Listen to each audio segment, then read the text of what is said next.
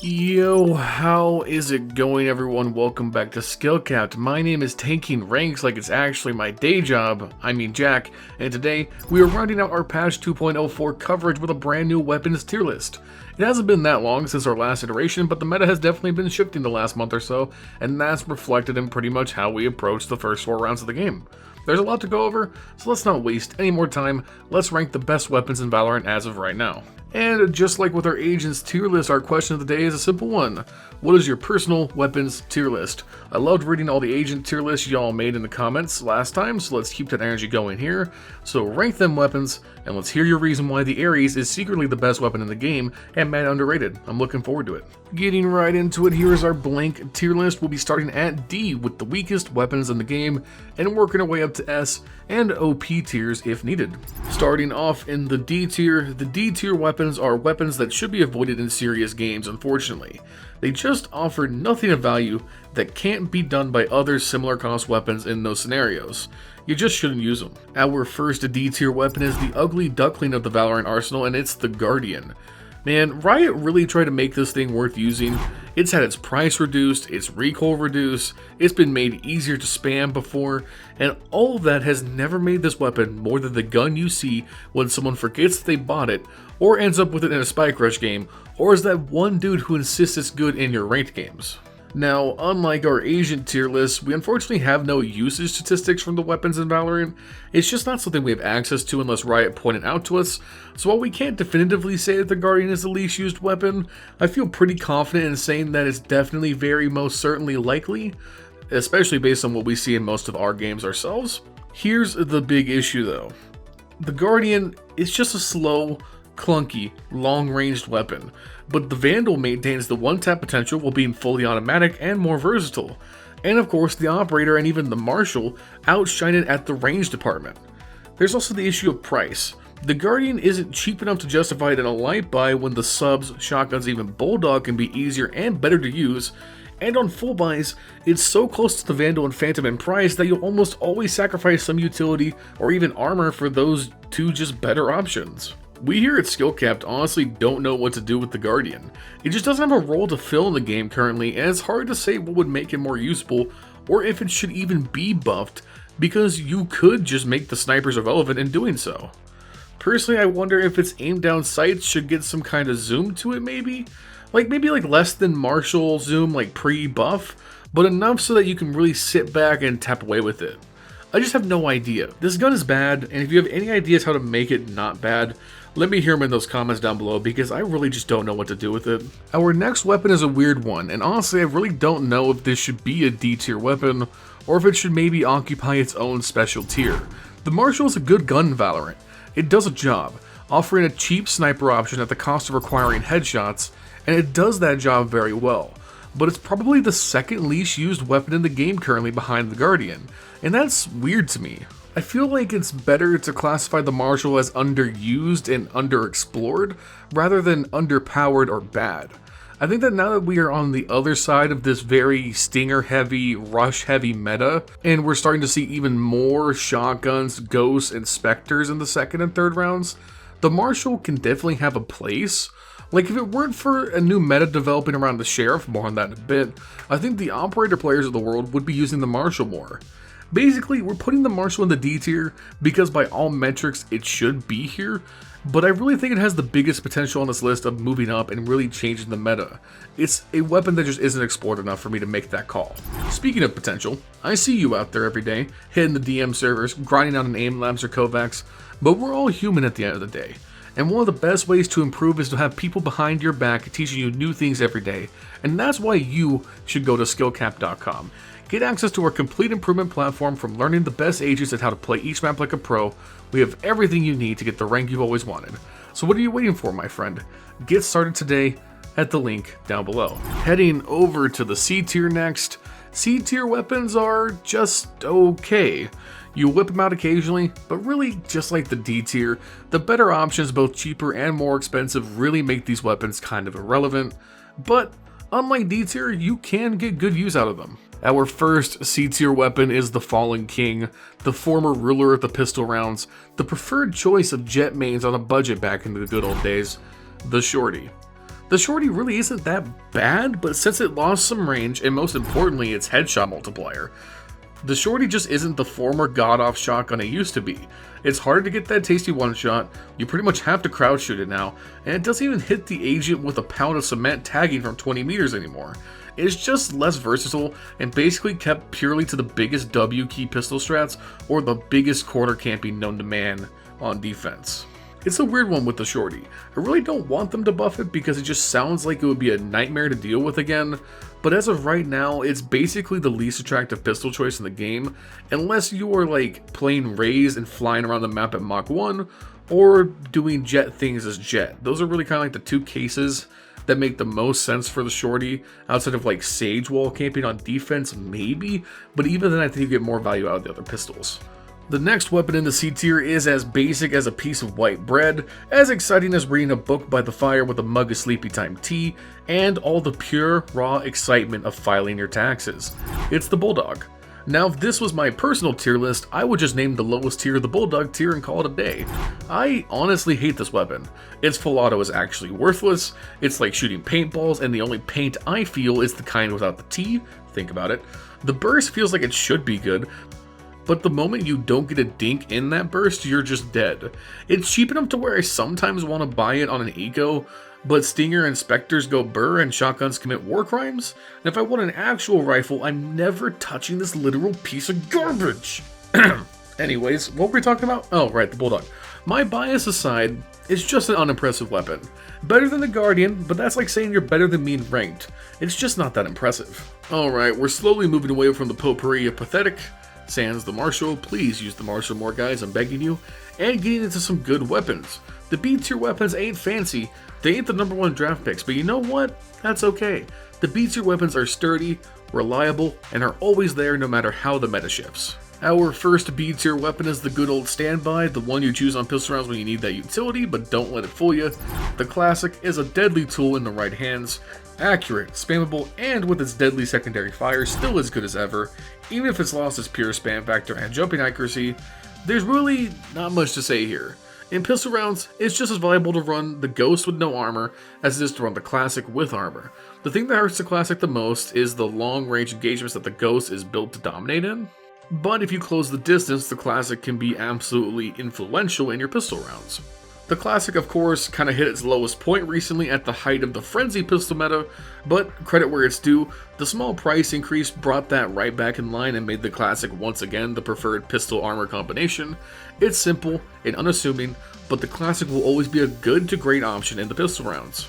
Our next B tier weapon is probably the other majorly underrated weapon in Valorant right now, and that's the Ares. The Ares certainly took the backseat in the aggressive meta that we've been in for a while now, but the Stinger is on a slight downswing, shotguns are more popular than ever, and especially on defense, that means the Ares has a unique spot as a second or third round bullet hose option. Now thus far, we haven't really talked about the pro scene at all, and that's because due to the volatile and high school environment, exploring niche options becomes really hard to justify outside of like practice scenarios. It's safest to go with the best in slot choices and adapt to the new meta instead of being the pioneers of another meta instead. It's hard to take that leap.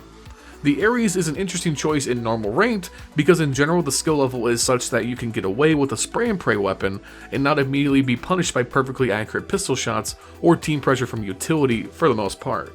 So while you could hold lanes like no other at this point in the game, if you could do a similar job, maybe not quite as well with like a Ghost or a Marshall or a Sub, why spend the extra money on the Ares? That's how the pros tend to look at this stuff.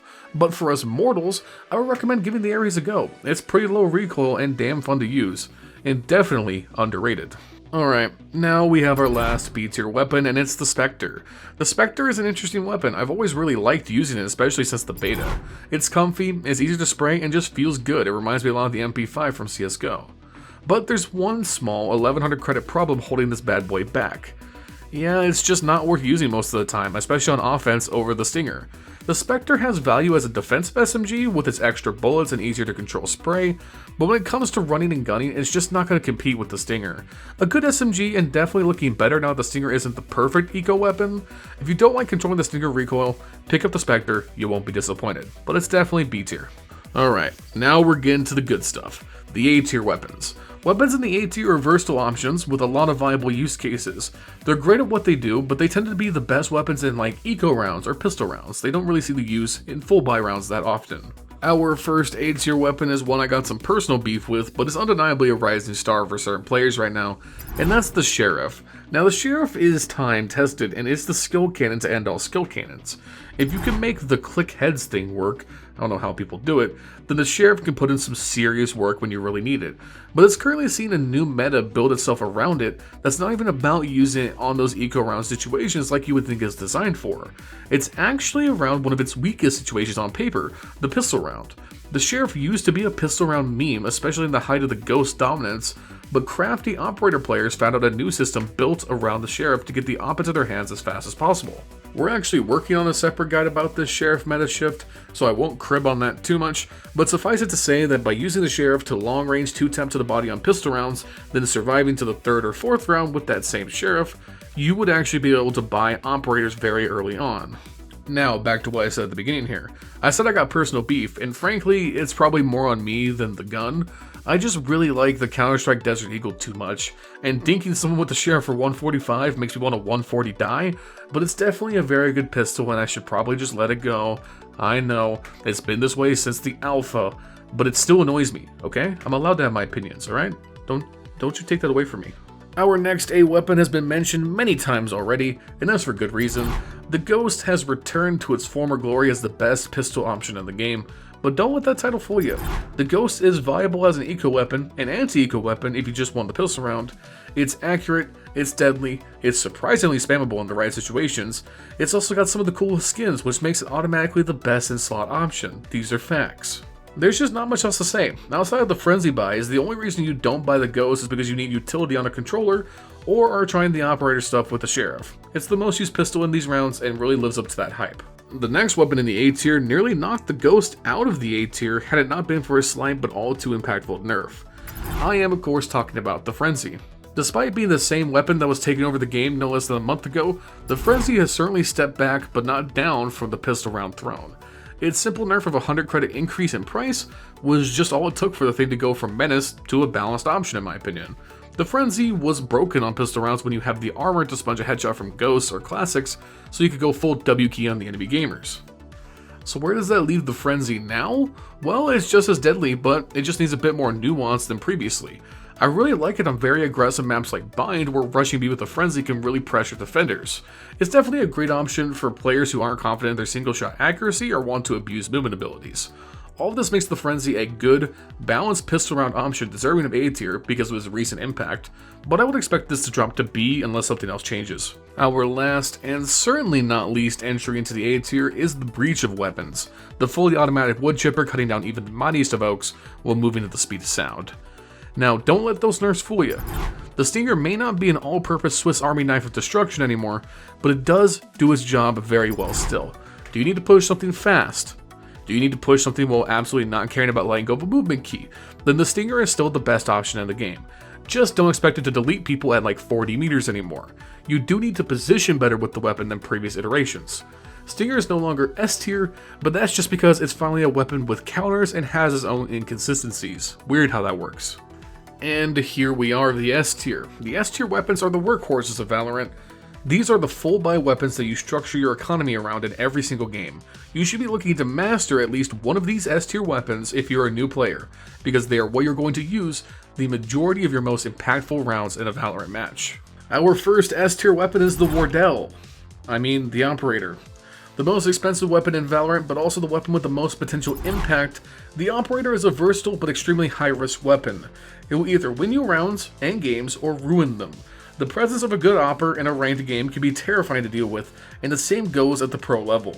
The impact people were able to make with this thing was so high that it led to targeted nerfs to both it and the jets that piloted it back in the day. But even then, it's preserved at its high impact, high risk role. There's three things that matter the most when it comes to getting value out of an Operator. 1. Map knowledge and game sense. Being able to pre-aim as well as position yourself is more than half the battle to getting value out of the Operator, and knowing where to aim can make your life so much easier than having to hit consistent tape measure flicks. Number 2. Reaction time. You're a slow-moving, one-hit kill artist with the Operator. If you can't react fast enough to enemy movements, you are dead. And finally, 3. Economy management. The op is very expensive, and if you don't get value out of it in round wins, then it's a great way to ruin your individual and team economy. Manage your money wise with the operator. The op is amazing, but it's by far the most specialized S tier weapon. The next S tier weapon is the yin to the Phantom's yang, the deadly, reliable Vandal. Now, I'm gonna be real here. In the current meta, the Phantom and Vandal really are preference picks. It's Coke and Pepsi, but gun flavored. So here's the key differences compared to the Phantom. Slightly, and I do mean slightly higher damage per shot, slightly slower rate of fire, 5 less bullets in the magazine, higher accuracy at range, but slightly less accuracy while spraying, no built-in suppressor, and the key ability to kill in one headshot at any range. The Vandal feels great for accuracy playstyles and sight anchoring, but those few less bullets can be really detrimental in spray transfer situations. Moving on to its counterpart, the Phantom is the pick for very aggressive players. The rate of fire difference plus a slightly more accurate spray and 5 extra bullets make it great for mixing up with enemies in the medium and close range. The suppressor is a valuable tool, especially on flanks or while lurking, because humans actually react much faster to sounds than we do images. Look it up, it's real interesting stuff. Meaning that if you use the quiet gun and shoot someone from behind and say miss, well, you've given yourself that much more crucial time to correct that mistake, or if you hit the shot, have enemies be clueless as to where their buddy just got domed from. Ultimately, there is no definitive best in slot here, Phantom or Vandal. Play with both if you don't have a main, and pick the one you either have the coolest skin for or like the most. Or be like me and switch between both depending on the vibe that day. That's what I do. Our last S tier is the Odin, and really this is only here because of Sova, let's be honest. Sova makes this gun a nightmare, especially on Ascent, but anywhere Sova goes, so too does the Odin. Odins can be very valuable. The Odin is an incredible defensive tool, but I wouldn't recommend it on offense unless you are a wild beast. It stays in S tier because nothing else destroys as synergistically with one of the best ages in the game, like the Odin. And here we are at our last tier of the day. My voice is literally dying, so bear with me. The overpowered tier. The OP tier of weapons literally break the fundamental balance of the game, either being so deadly that their price is irrelevant, or so deadly and cheap, thus breaking the economic balance of the game itself. OP weapons should be abused when possible, and if you didn't know these weapons were OP, then it's time to get in the lab and learn some new cheddar cheese. Our first OP weapon is still going strong, either piloted by Sage is angry at where I placed them in the agent tier list, or having fun flying at Mach 1 in the hands of Raze, and that's the Bucky. Where do I start? Like nearly 18 meter one-shot kill range with the right-click fire, and a beefy normal firing mode for close range cleanup. It literally costs more for me to talk about the damn thing than for you to buy it in game. Look at this price, 900 bones, 900 credits. Literally 100 smackaroonies more than the Sheriff, but able to dunk on any agent in the game like 18 meters and closer. Nothing in this game hurts my soul more than full buying, peeking a corner, and getting doinked by a jet from across the universe with a Bucky. This gun is so dumb. Pros hate it, Sage mains love it, and it is most definitely overpowered. And if the Bucky wasn't evil enough and you wanted to trade off some range for the potential to win rounds single-handedly, then grab a Judge, find a corner or a Sage Bow and batter up. The reason that these two shotguns are overpowered currently really boils down to how they compare to the rest of the weapons. Think about our A tier, it's the best pistols and econ weapons. They're amazing at this specific facet of the game, but obviously lose to the S tier weapons, which are the full buy options.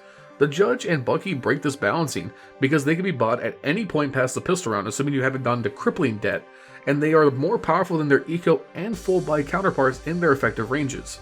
That's why these two are our overpowered weapons this time around. And that's it, this is our final weapons tier list for patch 2.04. Did our list come out like yours?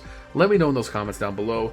I am pretty tired right now. It's late at night and I'm coming off of a horrific day of losing every ranked game I could, which is always sick. But hey, content's got to be made, so I'll worry about fixing my rank tomorrow. Looking forward to reading your list and all other comments about our list, so make sure that while you are down there you like the video as well as subscribe for more news and guides just like this one, with one goal in mind, helping you become a better player. We here at SkillCapped would like to thank you for watching, and we will see you in the next one. Peace.